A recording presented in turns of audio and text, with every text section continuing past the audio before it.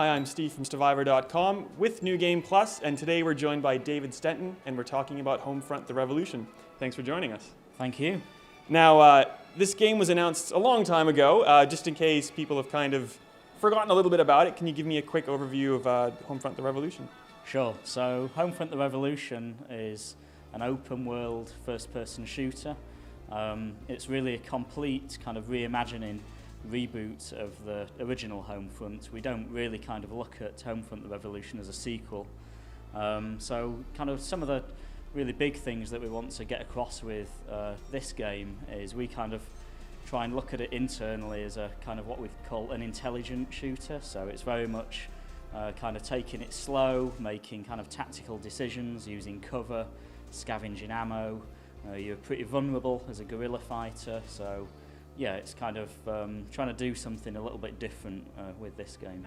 Nice. Now, the game started out at THQ and kind of got shuffled on to be developed by Crytek UK. Dam Buster is now the third. There was a bit of change between THQ and kind of when Crytek released it. Has anything changed in that manner, kind of with you guys taking the helm? Not really. It's pretty much the same team, same officers, same people working on it. We all sit at the same desks. So yeah, I mean, kind of the direction of the game changed a little bit when it kind of transitioned from THQ to Crytek. That was pretty much 3 years ago.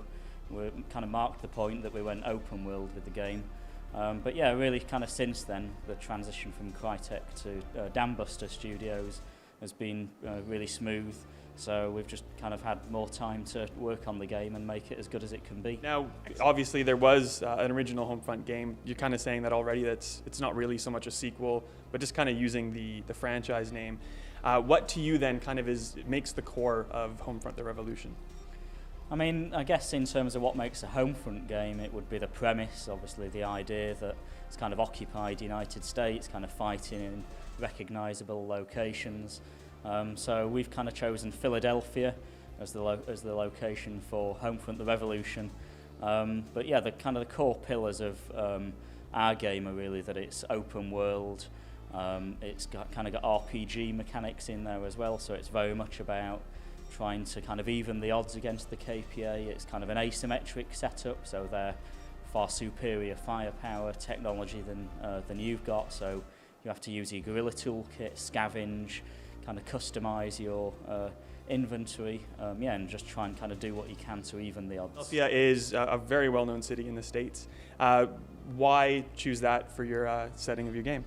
A couple of reasons, really. I mean, I guess kind of one reason is when you kind of look at other cities like LA, New York, San Francisco, they're quite kind of well-trodden paths in kind of movies and video games. So it's nice to be able to kind of take a city like Philadelphia, put a spotlight on it. It's got its own, kind of subcultures, its own kind of style, which is nice to kind of work with. Obviously, the other reason as well is kind of the birthplace of US independence. So it's kind of, a satirical swipe that the KPA choose to put their administrative headquarters in Philadelphia. So it makes quite an apt setting for Homefront. Now, we've seen some marketing, we've seen some Apex videos on YouTube lately, and we've just kind of played through and we've seen the start of the game. It's a weird mixture of kind of America and its hubris, realizing it's kind of at the top of the heap and then moving down to the bottom very quickly. Watching that video, and it might be because I'm Canadian, might be, you're not from America either. Was there kind of an intention to make sort of that? It's not even a balance. Are the Americans the good guys or are the Americans the bad guys? How have you kind of worked that into the story?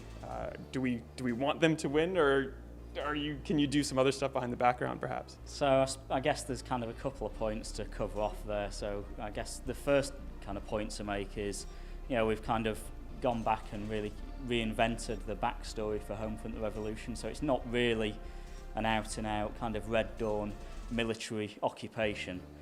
This kind of starts out the backstory goes back to kind of post-war years. So this kind of started out in this alternate reality of kind of North Korea becoming a kind of a technological power initially, with microcomputers, then kind of big technology corporations, the US kind of dependency on that technology. So actually, Homefront: The Revolution is kind of really based off of what was initially just a kind of an economic peacekeeping operation where North Korea recalls in its debts on the US. That kind of peacekeeping operation turns hostile, which kind of leads to the current events in the game. So yeah, it's not really a kind of an out-and-out military invasion. So yeah, another point to make on that is with the Resistance, we really kind of want to portray shades of grey. So yeah, the KPA are doing pretty kind of brutal acts against the civilian population, but we wanted to portray that within the Resistance as well. Not all of the characters are likeable characters. There are, dislikable individuals. You've kind of got to do what it takes. You've got to kind of buddy up with people that you don't necessarily, want to, that have got different motivations maybe. So we're trying to kind of portray the full spectrum of, individuals within the Resistance. So yeah, not everybody necessarily is a good guy in that respect. Now, the thing I really liked even back at E3 2014 was there was a massive emphasis on stealth. And that entire playthrough, even most of what we did today, stealth, and then kind of near the end, there was basically just a forced combat point. Is that kind of still current in the game that's about to be released? Is there any kind of way to stealth through entirely, almost like Deus Ex style? You can't stealth through entirely. We kind of cover the full spectrum, really. We've got different districts in the game, so the red zones, a more kind of open warfare, fighting on the rooftops, kind of hit and run tactics, more kind of Philadelphia Wild West almost. Yellow zones are more where the civilians are rounded up. The KPA know your face, so they're kind of on the lookout for you. So they are more stealth oriented because the consequences of kind of being spotted with a gun out or being spotted as Ethan Brady are more severe in those districts. And then, like you said, they're kind of punctuated by kind of story moments that are, in some cases they are kind of combat story moments, in other cases they have stealth as well. So it's really, we kind of try and leave it up to player choice. You can choose to be more combat oriented in the yellow zone if you really want to. So we do give a lot of flexibility in the game for players to kind of play it how they like. That extends to the inventory as well, different weapon types, silencers, distraction devices, hack devices. So yeah, it's really all just kind of about player choice. Absolutely. In terms of player choice, I barely had a chance to play through gun customization. You can bring up a menu and change about, on a pistol, probably about 5 or 6 points. Could you take us through that, please? Yeah, so there's obviously lots of different kind of base guns in the game, your shotguns, assault rifles, sniper rifles. But then across all of those, you can change out kind of hard points on the guns, so scopes, barrel attachments, foregrips. You can convert the guns entirely into flamethrowers, incendiary launchers. So it kind of goes from, initially kind of fairly standard kind of military technology to, fairly kind of homebrew out there guerrilla toolkit items. Now with things like the Apex videos, the marketing that's been going on, obviously you're building a very, very big world with its own kind of backstory and lore.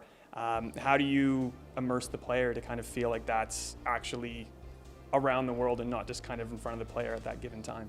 I mean, that's kind of one of the things that we've put a really kind of large amount of effort into. It's really important pillar for us that this kind of occupied Philadelphia is kind of dystopian, it's brutal, it's bleak, and I think it makes a really interesting play space when you think about 1984 and George Orwell and kind of City 17 with Half-Life. These are really kind of interesting premises and locations to explore. So for us, it's it's really kind of beneficial to go open world with the game, to give the time for the player to kind of breathe and explore, read journals, kind of speak to civilians, overhear conversations, see the civilians and the KPA interacting, the drones on the streets. So all of these things, kind of combine, I think, to make a really compelling game environment. Anything else you'd like to add before we finish up? As well as the single-player mode, we've got the 4-player co-op resistance mode, which we're really excited about.